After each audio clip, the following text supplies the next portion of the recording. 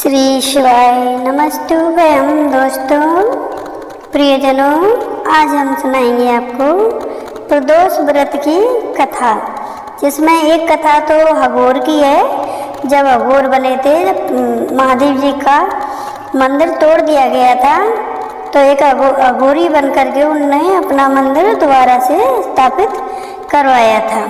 दूसरी कथा सुनाएंगे आपको मंगलवार प्रदोष व्रत कथा। प्रदोष व्रत कथा व्रत को करने से हमारे सारी समस्याएं दूर होती हैं। और कहते हैं भोले शंकर भोले बाबा हैं, हम पर तुरंत ही कृपा करते हैं। माँ पार्वती अपनी कृपा करती हैं, इसलिए हमें प्रदोष व्रत कथा अवश्य करनी चाहिए।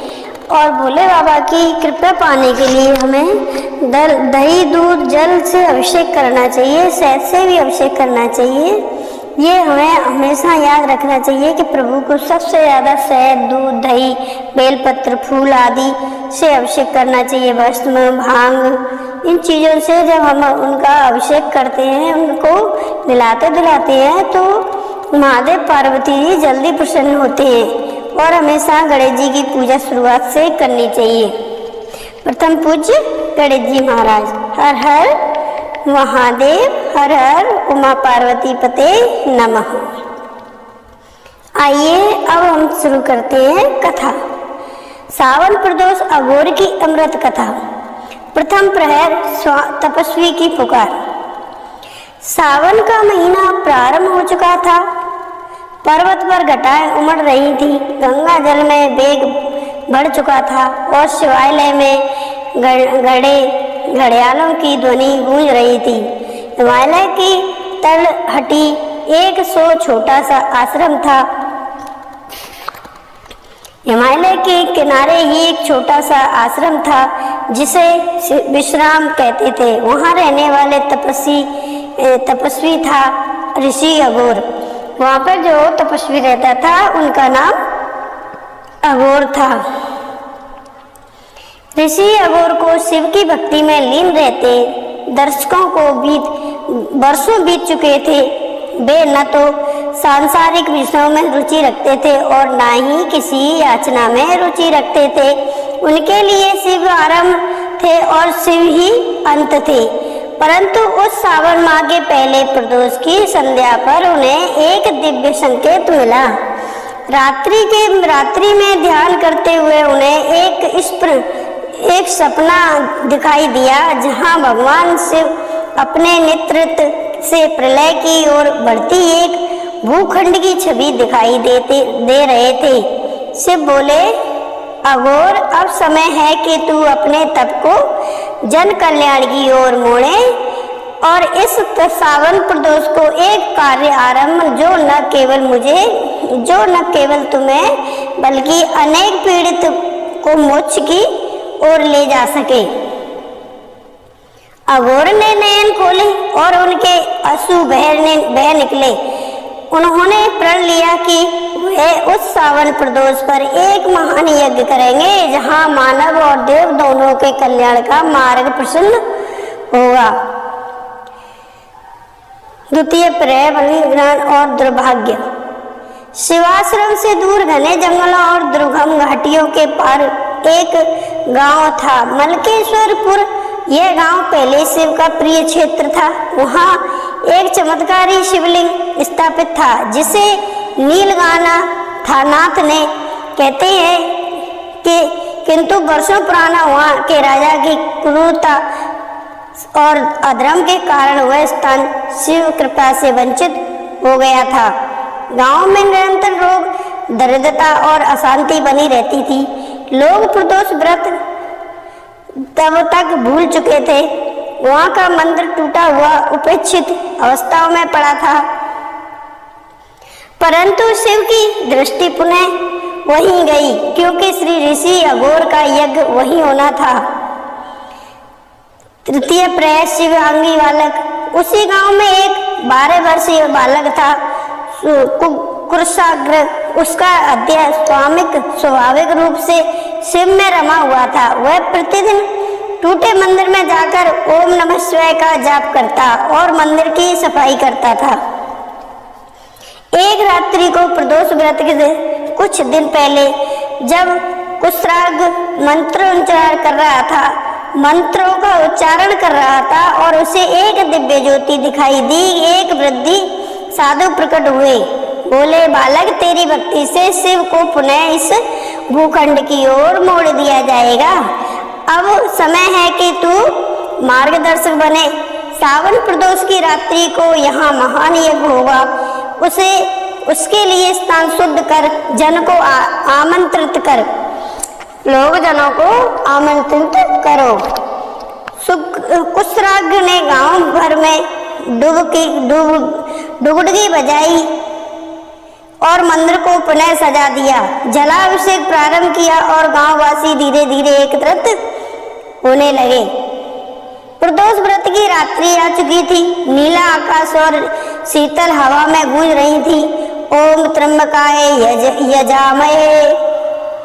ऋषि अघोर ने मंदिर के प्रांगण में पवित्र अग्नि प्रज्वलित की। कुष्ठराग मंत्र सहायक बना। वहां गांव के लोग वर्षों बाद आहुति देने लगे। अघोर तेरे संकल्प ने इस भूखंड को पवित्र किया। अब यही नीलगाना नाथ पुनः मेरा धाम बनेगा। जो भी यहाँ सावन प्रदोष व्रत उपासना करेगा उसे मेरे कैलाश की यात्रा बिना मृत्यु के ही प्राप्त हो जाएगी। परंतु एक साधिका थी, योगिनी बलाया, जो वर्षों से शिव के दर्शन की प्रतीक्षा में तांडव कर रही थी। उसने यह दृश्य देखा और ईर्ष्या से भर गई। उसने सोचा, अघोर ने जो किया, क्या वह शिव की कृपा नहीं चुराई? हे तपस्वी, यदि तू इतना ही सिद्ध है तो मेरे भीतर बसे अहंकार को हटाकर दिखा। ऋषि अघोर मुस्कुराए और उन्होंने बाल्या ने नेत्रों में देखा और कहा, अहंकार स्वयं का पर्दा है। यदि तू शिवामयी है तो ये पर्दा स्वयं हटेगा। उसी क्षण शिवलिंग से एक किरण निकली और बलाय के हृदय में समा गई। वह धाराशायी हो गई। उसी आंखों में अश्रु धारा बहने लगे। मैं तो शिव में ही थी, बस अपनी आंखों से ओझल हो गई थी।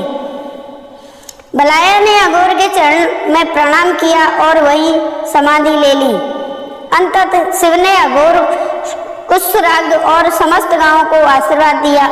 यह स्थान अब प्रदोष